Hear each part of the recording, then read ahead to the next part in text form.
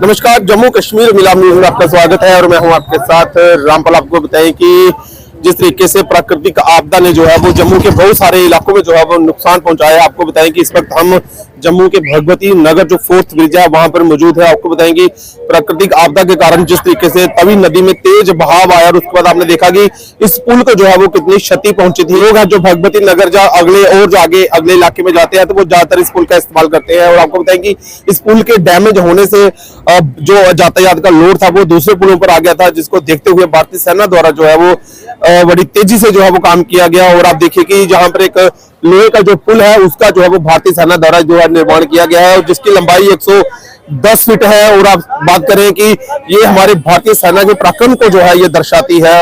और ये तस्वीरें हम आपको दिखा रहे हैं जो पुल जहां पर जो है वो भारतीय जवानों द्वारा, आपको बताएं कि ये पुल जो है ये कड़ी मेहनत करके कुछ ही घंटों के अंदर इस पुल को जो है वो भारतीय जवानों द्वारा तैयार किया गया और ताकि यातायात जो है वो सुचारू रूप से चल सके। और आपको बताएं कि ये पुल जिस तरीके से क्षति पहुंची है ऐसे ही और भी जो पुल है उनको नुकसान पहुंचा है। जैसे कठुआ में एम्स के सामने जो पुल था उसको भी नुकसान पहुंचा है।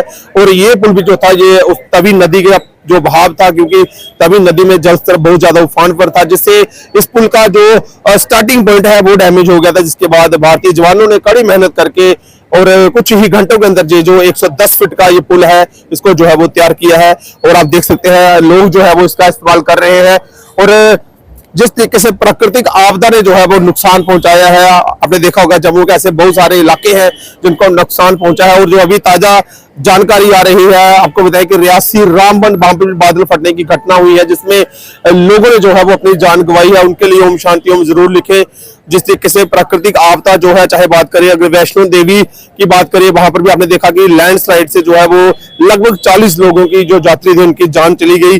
और अभी भी जो है जो जानकारी मिल रही है अभी भी जो है वो खतरा टला नहीं है, क्योंकि बारिश जो है अभी भी देखें तो अभी भी जो है वो बादल बहुत ज्यादा है। लेकिन जो प्रशासन है वो अलर्ट मोड पे है। जम्मू के बहुत सारे ऐसे इलाके हैं जिनको बहुत ज्यादा नुकसान पहुंचा है, चाहे वो गुज्जर नगर हो, बेली चराना हो, इंदिरा नगर हो, ऐसे बहुत सारे इलाके हैं जहां पर जो पानी है वो लोगों के घरों तक घुस गया और लोगों के सामान को बहुत ज्यादा नुकसान पहुंचा है। आपको बताएं कि इस 4th ब्रिज की बात करें तो इसकी बहुत ही ज्यादा अहमियत है यातायात को लेकर, क्योंकि जब जो पुल डैमेज हुआ तो सारा लोड जो था वो दूसरे पुलों पर आ गया था।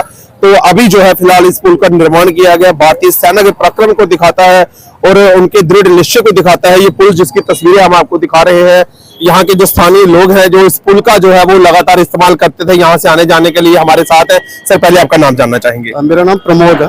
सर, क्या कहना चाहेंगे जो पुल जिस तरीके से डैमेज हुआ और उसके बाद भारतीय जवानों ने जो अपना पराक्रम दिखाया और कुछ ही घंटों के अंदर इस पुल को जो है तैयार किया? बिल्कुल जी, ये देख के सारे परेशान हो गए थे कि अब हमारा आना जाना कैसे होगा। गाड़ियां सारी रुक गई थी तो रास्ता रोक दिया गया था।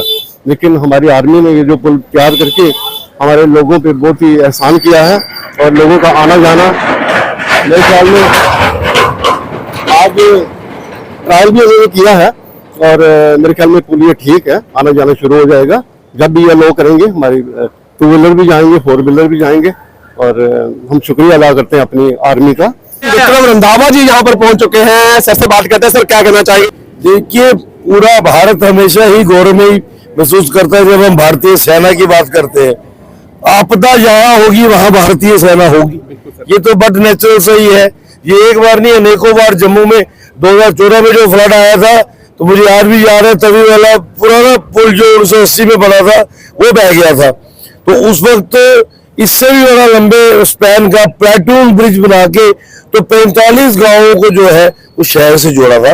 वही आर्मी की कंट्रीब्यूशन है। तो आज भी ये सराहनीय कार्य जो किया है शॉर्ट स्पैन में, मतलब मैं कह सकता हूँ दिनों में नहीं घंटों में, तो ये आर्मी को सल्यूट है। सर, जब से ये प्राकृतिक आपदा है हम भी आपको वॉच कर रहे हैं, लगातार आप जो है उन इलाकों में भी जा रहे हैं यहाँ पर जो है वो कोई नहीं पहुंच सकता था।